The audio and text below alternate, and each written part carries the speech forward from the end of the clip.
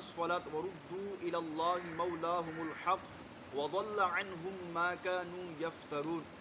ترجمہ کنز العرفان۔ اور جس دن ہم ان سب کو اٹھائیں گے پھر مشرکوں سے فرمائیں گے تم اور تمہارے شریک اپنی جگہوں پر ٹھہرے رہو، تو ہم انہیں مسلمانوں سے جدا کر دیں گے، اور ان کے شریک ان سے کہیں گے تم ہماری عبادت کرتے ہی نہیں تھے، تو ہمارے اور تمہارے درمیان گواہی کے لیے اللہ کافی ہے، بے شک ہم تمہاری عبادت سے بے خبر تھے۔ وہاں ہر آدمی اپنے سابقہ اعمال کو جانچ لے گا، اور انہیں اللہ تبارک و تعالیٰ کی طرف لٹایا جائے گا جو ان کا سچا مولا ہے، ان کے سارے گھڑے ہوئے شریک ان سے غائب ہو جائیں گے۔ وَيَوْمَ نَحْشُرُهُمْ جَمِيعًا، جس دن ہم سب کو اٹھائیں گے۔ اس آیت میں اور اس کے بعد والی آیت کریمہ کا خلاصہ یہ ہے کہ اللہ تبارک و تعالیٰ قیامت کے دن سب کو اٹھائے گا اور تمام مخلوق کو حساب کی جگہ میں اکٹھا فرمائے گا، یعنی سارے کے سارے لوگ حساب و کتاب کے لیے اکٹھے ہوں گے محشر کے میدان میں۔ پھر مشرکوں سے اللہ تبارک و تعالیٰ فرمائے گا تم اور تمہارے شریک یعنی وہ بت جن کو تم پوجتے تھے اپنی جگہ ٹھہرے رہو۔ یوں اللہ تعالیٰ مشرکوں کو مسلمانوں سے جدا کر دے گا، وہاں پر مشرکین علیحدہ ہو جائیں گے اور مسلمان علیحدہ ہو جائیں گے۔ جب مشرکوں سے سوال و جواب ہوگا تو اس وقت ایک ساتھ ایسی شدت کی آئے گی کہ بت اپنے پجاریوں کی پوجا کا انکار کر دیں گے۔ جن پتھروں کو یہ پوجتے تھے وہ پتھر ہی انکار کر دیں گے کہ انہوں نے ہماری پوجا کی ہی نہیں، اور اللہ تعالیٰ کی قسم کھا کر کہیں گے ہم نہ سنتے تھے نہ دیکھتے تھے نہ جانتے تھے نہ سمجھتے تھے تو ہمیں پوچھتے ہو۔ اس پر بت پرست کہیں گے کہ اللہ کی قسم ہم تم کو پوچھتے تھے، تو بت کہیں گے اللہ تعالیٰ جانتا ہے تم ہمیں پوچھتے تھے یا نہیں، ہم بہرحال تمہاری عبادت سے بے خبر تھے۔ یعنی ایسا دن ہوگا کہ جن پتھروں کو پوجتے ہیں وہی اللہ کی بارگاہ میں اس کا انکار کر دیں گے، یہ ہماری عبادت ہی نہیں کیا کرتے تھے۔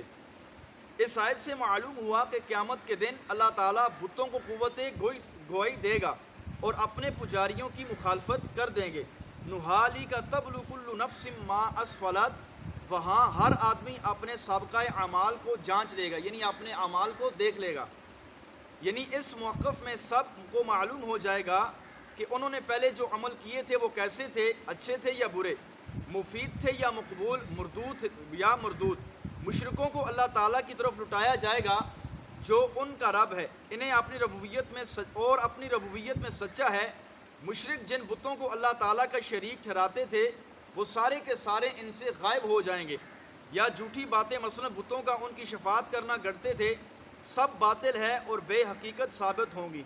عبادت پتھروں کی اس وجہ سے کرتے تھے کہ یہ اللہ تبارک و تعالیٰ کی بارگاہ میں ہماری سفارش کریں گے، لیکن کل یہ بت ہی ان کی عبادت کا انکار کر دیں گے اور شفاعت تو دور کی بات۔ قل من يرزقكم من السماء والارض ام من يملك السمع والابصار ومن يخرج الحي من الميت ويخرج الميت من الحي ومن يدبر الامر فسيقولون الله قل افلا تتقون ذلكم الله ربكم الحق فماذا بعد الحق الا الضلال فانا تصرفون۔ تم فرماؤ آسمان اور زمین سے تمہیں کون روزی دیتا ہے، یا کان اور آنکھ کا مالک کون ہے، اور مردوں کو زندہ کرنا اور زندوں کو مردہ کرنا، اور کون تمام کاموں کی تدبیر کرتا ہے؟ تو اب کہیں گے اللہ۔ تم فرماؤ تو تم دوڑتے کیوں نہیں، یہ تو اللہ ہے جو تمہارا سچا رب ہے، پھر حق کے بعد گمراہی کے سوا کیا ہے، پھر تم کہاں پھر جاتے ہو؟ قل، تم فرما دو۔ اس سے پہلی آیت میں اللہ تعالیٰ نے مشرکین کی مذمت فرمائی، اور ان آیت میں اللہ تعالیٰ مشرکین کے مذہب کے باطل اور اسلام کے حق ہونے کو واضح فرما رہا ہے۔ چنانچہ اس آیت میں بیان فرمایا کہ اے حبیب آپ ان مشرکوں سے فرما دیں آسمان سے بارش برسا کر زمین سے سبزہ اگا کر تمہیں کون روزی دیتا ہے، تمہیں یہ ہوا کس نے دی جن کے ذریعے تم سنتے، تمہیں یہ حواس خمسہ جیسے کان، آنکھ، ناک، زبان وغیرہ یہ تمہیں کس نے دیے جن کے ذریعے تم سنتے دیکھتے ہو؟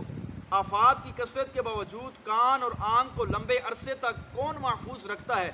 یعنی ہماری آنکھیں دیکھتی ہیں، کئی عرصے تک ہماری آنکھیں خراب نہیں ہوتی، بلب کو آپ دیکھیں تو سال کے بعد 6 مہینوں کے بعد فوز ہو جاتا ہے یا خراب ہو جاتا ہے، لیکن اللہ کی شان ہے کہ یہ آنکھیں خراب نہیں ہوتی۔ کان ہیں، یہ اپنا کام کرتے ہیں، کبھی خراب نہیں ہوتے، صفائی کروائیں تو پھر صحیح ہو جاتے ہیں۔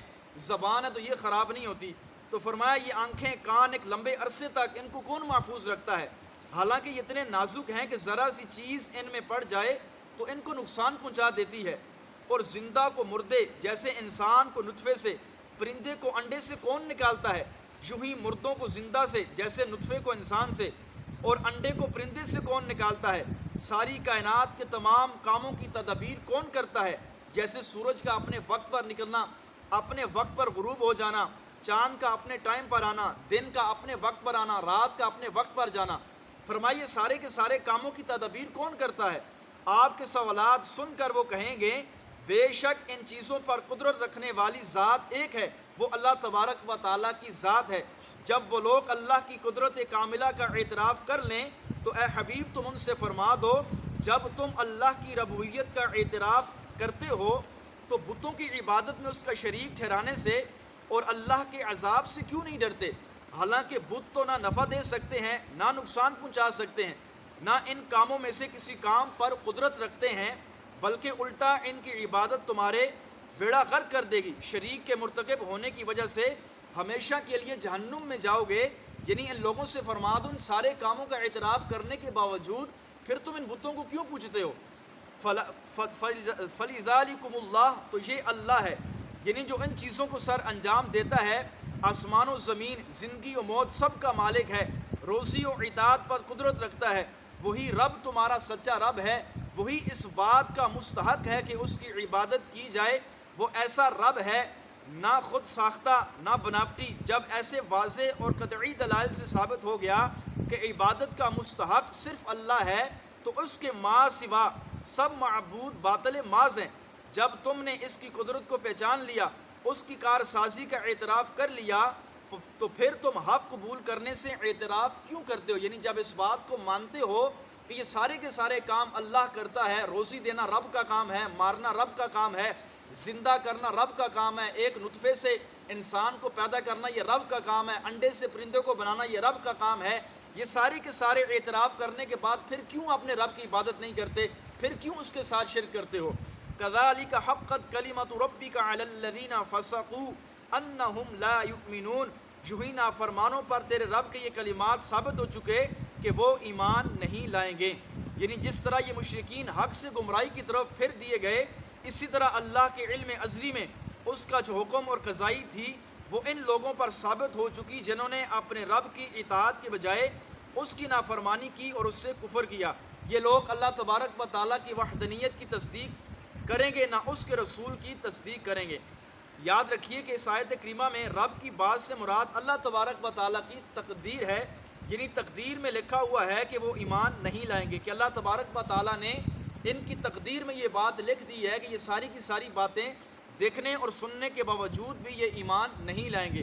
یا اللہ کا یہ فرمانا کہ لَأَمْلَأَنَّ جَهَنَّمَ، یعنی ہم ان سے دوزخ کو بھر دیں گے.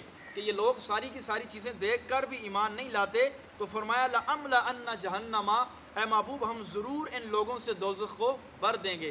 اللہ تبارک و تعالیٰ کی بارگاہ میں دعا ہے اللہ تعالیٰ ہم سب کو قرآن کریم فرقان مجید کے احکامات پر عمل کرنے کی توفیق عطا فرمائے. اللہ تعالیٰ ہم سب کو ایمان کو سلامت فرمائے. آمین.